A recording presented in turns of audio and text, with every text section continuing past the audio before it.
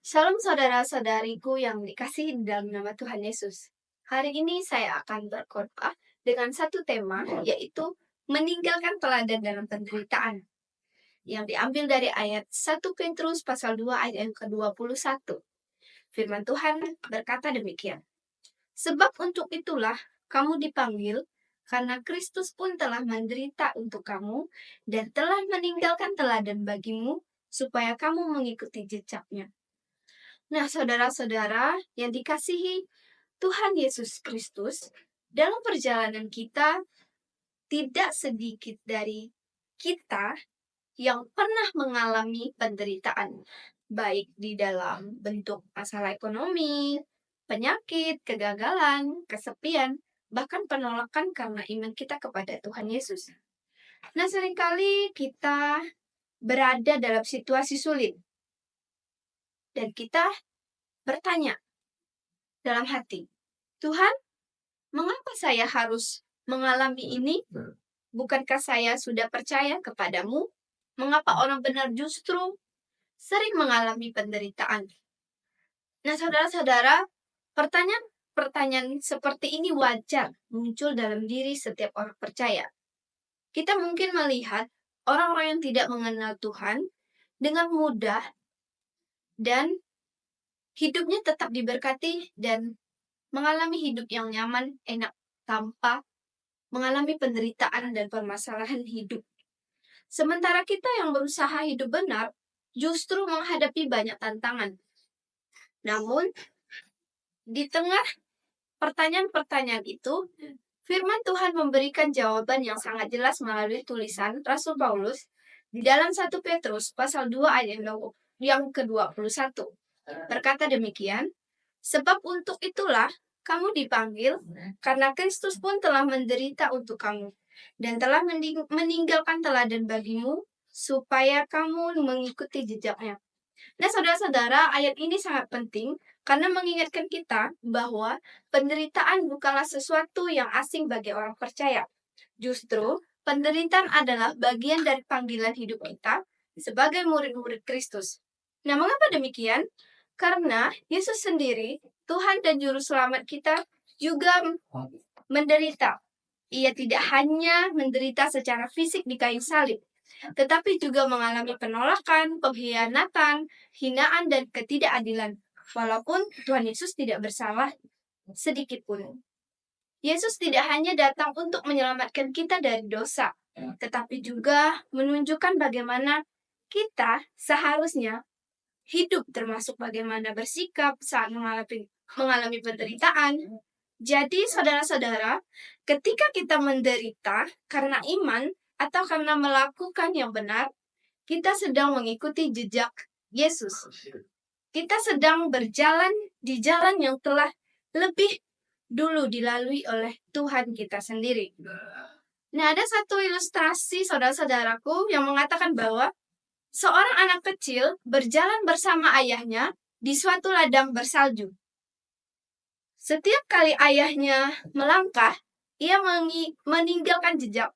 Anak kecil itu berusaha menaruh kakinya tepat di jejak kaki ayahnya. Nah, meskipun terkadang langkahnya terlalu kecil atau sulit, kemudian sang ayah menoleh dan berkata, "Tetaplah berjalan di jejak ayah, nak. Jika kamu mengikuti jejak ini, kamu akan sampai di tujuan dengan selamat." Nah, saudara-saudaraku yang dikasihi dalam nama Tuhan Yesus Kristus, ilustrasi ini menggambarkan bagaimana kita sebagai orang percaya harus mengikuti jejak Yesus, terutama saat kita menghadapi penderitaan. Yesus telah meninggalkan teladan bagi kita, dan meskipun tidak selalu mudah, mengikutinya adalah jalan menuju kemuliaan yang kekal. Nah, dalam bahasa Yunani, meninggalkan teladan yang diambil dari ayat 1 Petrus pasal 2 ayat yang ke-21 adalah hypolipanon, haimin hypokramon. Nah, hypolipanon berasal dari kata kerja hypolipanon, yang berarti meninggalkan atau menyisakan sesuatu untuk orang lain. Sedangkan hypokramon berasal dari hypokramos, yang berarti contoh atau teladan tertulis. Nah, kata ini menggambarkan pola tulisan yang diberikan seorang guru agar muridnya bisa menirunya dengan tepat. Nah, dengan demikian saudara-saudariku, ketika Rasul Petrus menggunakan kata hypokramon, ia menggambarkan Yesus sebagai pola atau model kehidupan yang harus kita ikuti dengan teliti. Terutama ketika kita menghadapi penderitaan dengan kesabaran dan ketaatan kepada Allah. Nah, kata meninggalkan teladan juga ada dua para ahli yang berkomentari. Yang pertama, Cambridge. Kata meninggalkan teladan dalam bahasa Yunani menggambarkan seperti seorang guru yang memberikan contoh tulisan agar muridnya meniru dengan tepat. Begitu juga kehidupan Yesus adalah pola yang harus kita ikuti dalam setiap langkah kita. Nah, komentari yang kedua yaitu Myers. Ia berkata bahwa ayat ini bukan hanya berbicara tentang penderitaan secara umum, tetapi lebih kepada sikap yang benar dalam menghadapinya, yaitu tetap berbuat baik dan tidak membalas kejahatan dengan kejahatan. Nah, Kristus menderita bukan karena kesalahannya, tetapi untuk menunjukkan bagaimana kita harus bersikap dalam ketidakadilan. Nah, saudara-saudara, melalui ayat ini kita belajar bahwa sebagai orang percaya, kita dipanggil bukan hanya untuk menerima berkat-Nya, tetapi juga untuk mengikuti teladannya, terutama dalam menghadapi penderitaan. Nah, dari ayat yang telah saya ambil ini, ada 3 pelajaran yang penting dan kita renungkan bersama-sama dalam kehidupan kita hari ini.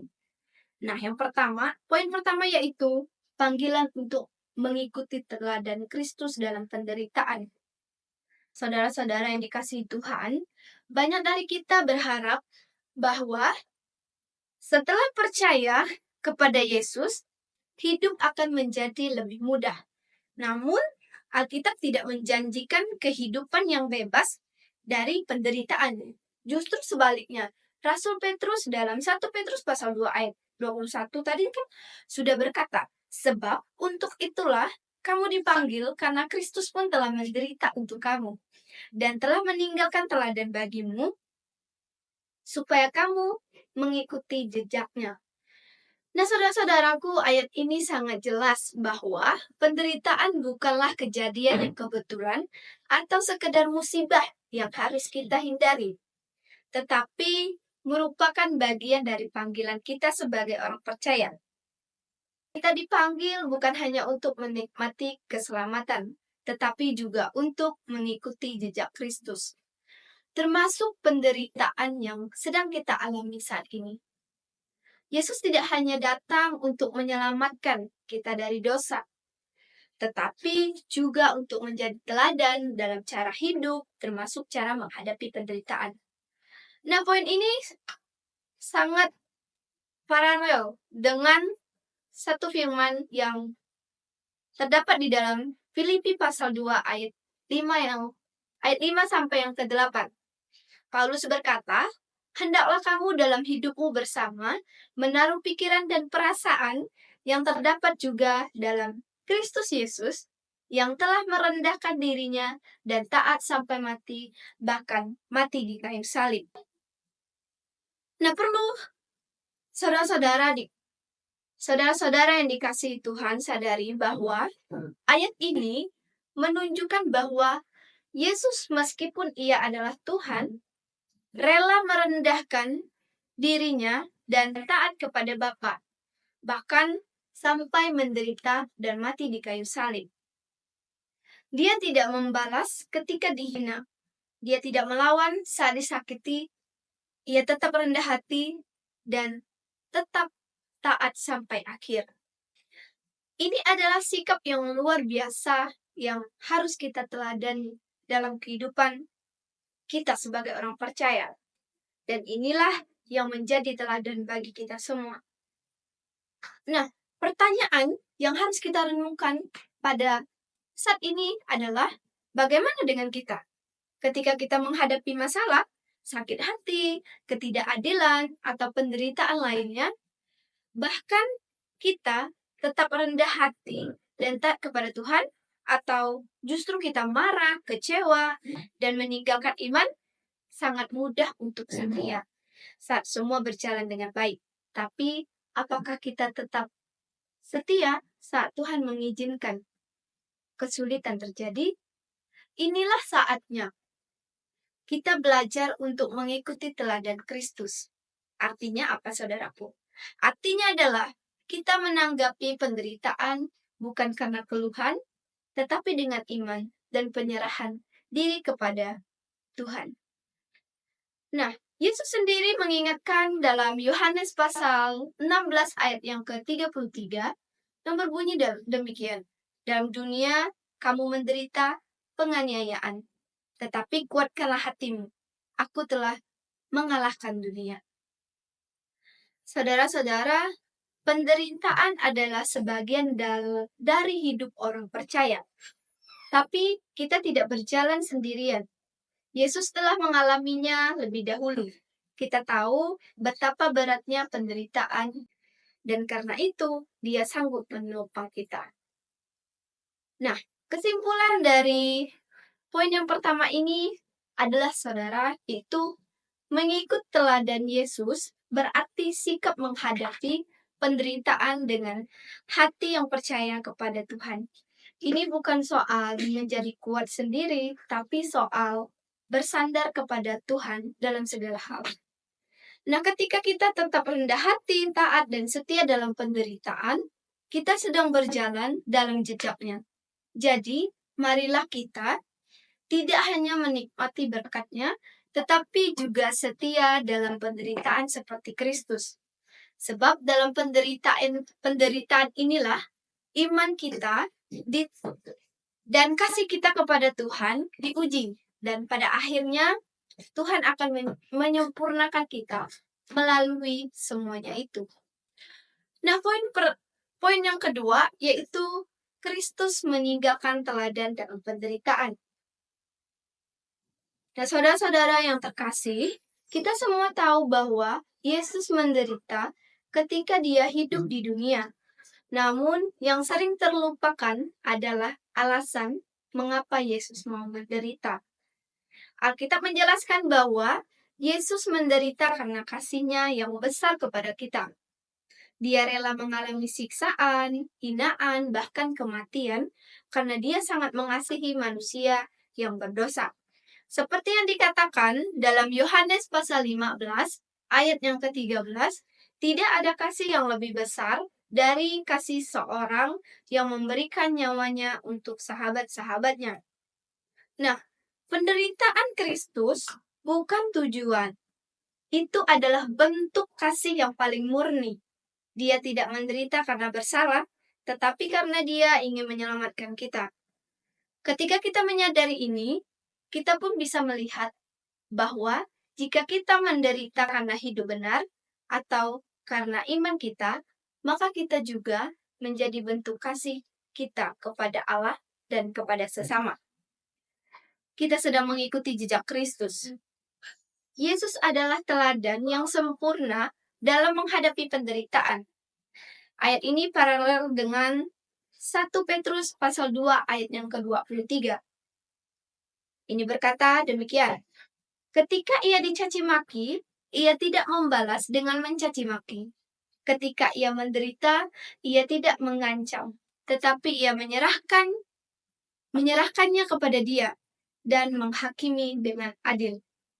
Yesus tidak membalas kejahatan dengan kejahatan. Padahal kalau Dia mau, Dia bisa memanggil malaikat untuk membelanya. Tapi Dia tidak melakukannya, karena Dia percaya penuh kepada Allah Bapa. Ia menunjukkan betapa besar kasih, kesabaran, dan imannya. Sekarang, mari kita lihat diri kita sendiri, saudara-saudaraku. Apakah kita juga mengalami penderitaan karena berusaha hidup benar? Mungkin kita dikucilkan karena memegang nilai-nilai Alkitab.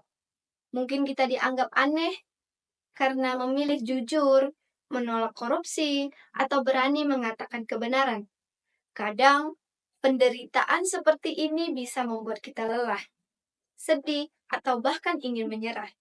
Tetapi ingat saudaraku, Yesus juga pernah mengalami hal yang sama, bahkan lebih berat. Dan dia tidak menyerah, dia tetap setia sampai akhir. Itu sebabnya, jika kita mengalami penderitaan karena iman, jangan kita lihat itu sebagai hukuman. Sebaliknya, lihatlah itu sebagai kesempatan untuk menunjukkan kasih kepada Tuhan dan untuk menghidupi teladan Kristus di dalam dunia ini.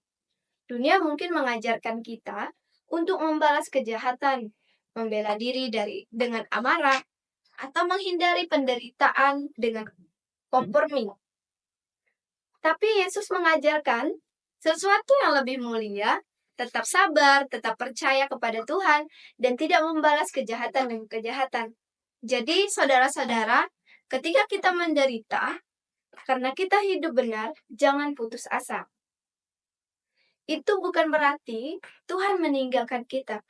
Justru sebaliknya, saudara-saudara, itu adalah tanda bahwa kita sedang berjalan mengikuti jejak Kristus.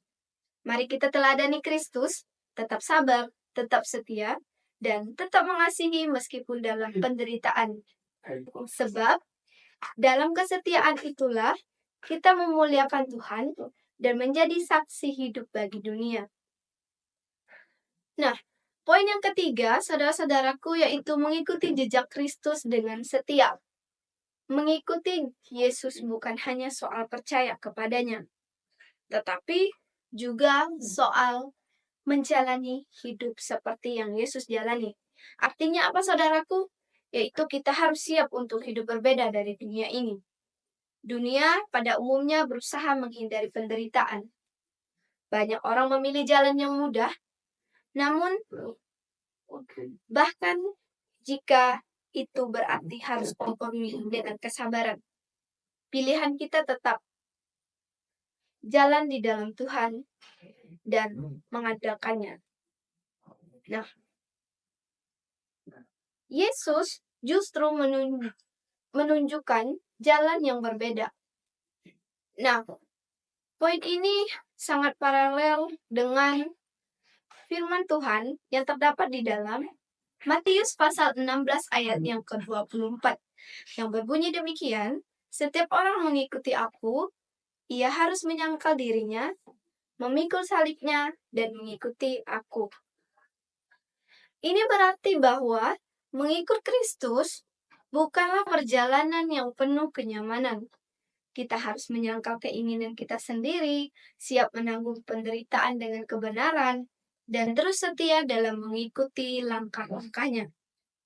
Yesus tidak menjanjikan bahwa hidup akan mudah, tapi dia menjanjikan bahwa jalan salib adalah jalan yang membawa kepada kemenangan sejati. Nah, apa artinya mengikuti jejak Kristus? Rasul Petrus pernah berkata bahwa kita harus mengikuti jejaknya.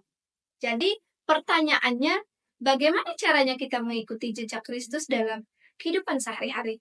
Yang pertama, berserah kepada Allah, yang terdapat di dalam 1 Petrus pasal 2 ayat yang ke-23. Yesus tidak membalas orang-orang menyakitinya, meskipun dia dicaci maki, difitnah, dan disalibkan. Dia tetap percaya kepada Bapa di surga. Dia menyerahkan semua ketidakadilan itu kepada Allah yang akan menghakimi dengan adil.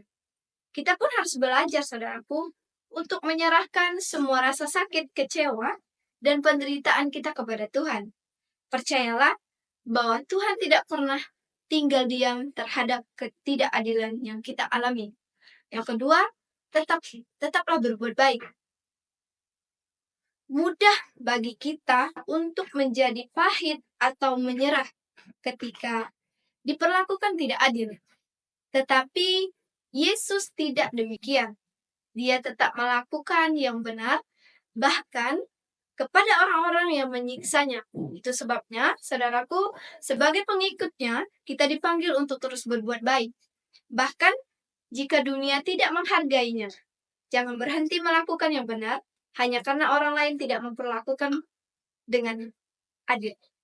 Yang ketiga, mengandalkan kasih karunia Tuhan. Menghadapi penderitaan bukan sesuatu yang mudah. Kadang kita merasa lelah, kecewa, atau ingin menyerah. Tetapi kita tidak harus mengandalkan kekuatan kita sendiri. Tuhan memberikan Roh Kudus untuk menolong, menguatkan, dan menopang kita. Saat kita merasa tidak sanggup, kasih karunia Tuhan cukup bagi kita. Dengan pertolongannya, kita bisa tetap setia dan tidak menyerah. Nah, penerapan dalam kehidupan kita sehari-hari, saudaraku, dalam hidup sehari-hari, kita mungkin menghadapi tekanan karena kita memilih hidup benar. Mungkin kita kehilangan teman, dikucilkan, atau bahkan dipersulit karena kita tidak mau mengikuti cara-cara dunia. Tapi perlu diingat, saudaraku, itulah jalan salib.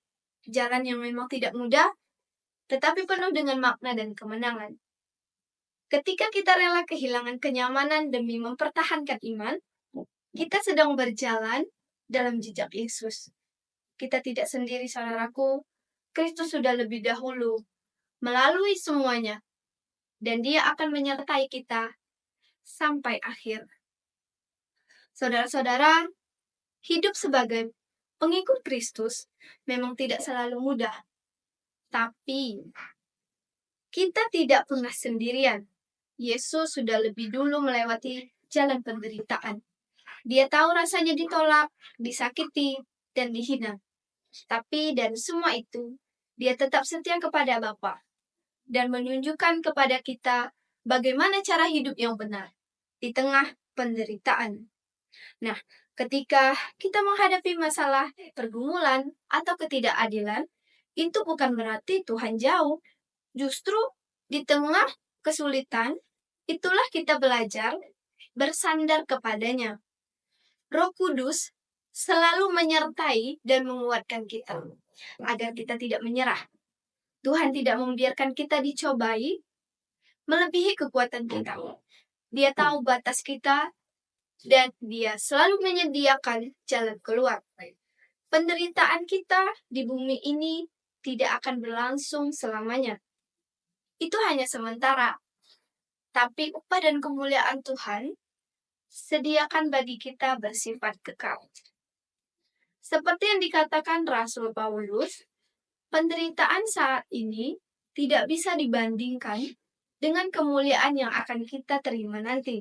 Karena itu, saudaraku, marilah kita tetap setia, meskipun jalan yang kita lalui berat. Ingatlah bahwa Yesus sudah menapakinya lebih dahulu. Ikuti jejaknya, saudaraku, dengan iman. Dan kita akan sampai di tempat yang Tuhan janjikan, kemuliaan yang kekal bersama Dia. Amin.